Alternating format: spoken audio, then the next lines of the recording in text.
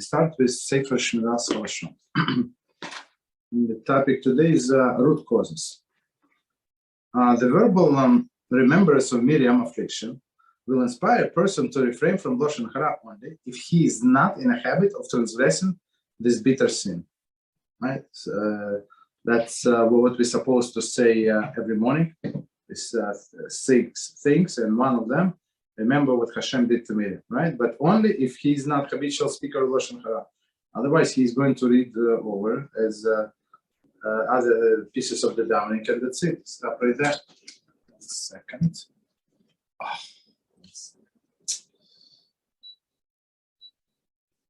Okay, sorry about that. Okay.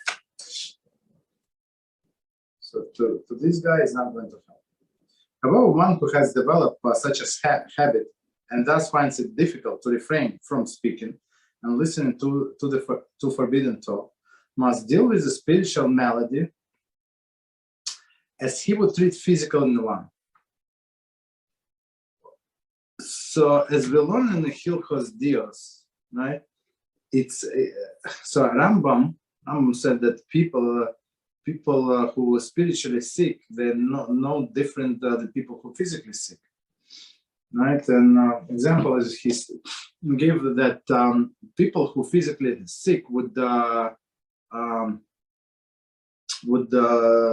desire like bad food. So I think he has earth and like other bad food, or some, for example, during the Corona, people lost their sense of smell, the taste.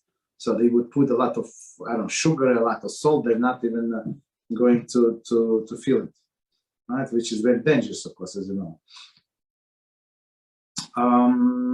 So same with, so whatever is bad is actually, they think it's good.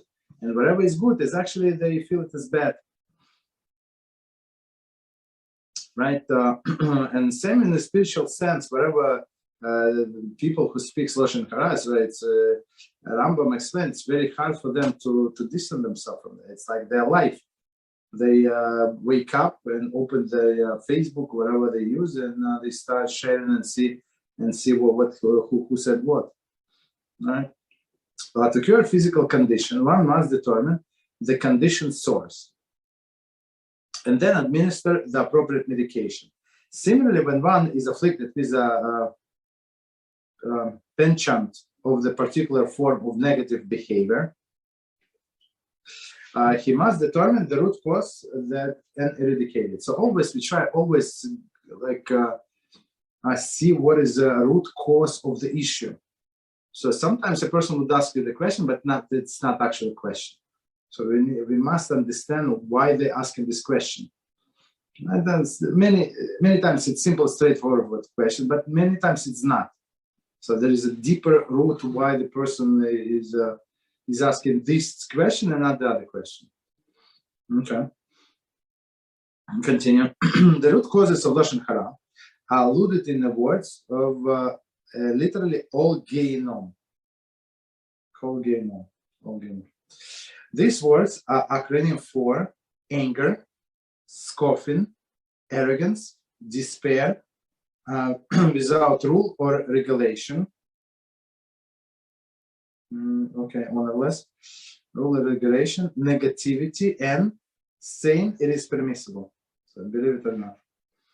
Right? We shall elaborate upon this of this traits. So called all Gehinom. Right? Acronym means the first letters of all these. How many words? Okay. There are those who frequent transgressions. There are those whose frequent transgression of the laws of forbidden speech is rooted in a trait of anger. These people are by their quick temper, and their anger flares at the slightest provocation. So somebody look at them a wrong way, or somebody sitting too close to them, they already explode, or something happened. He did not say hello. He said hello too low, too high, to this, to that. So he didn't thank him enough. So all of these crazy people.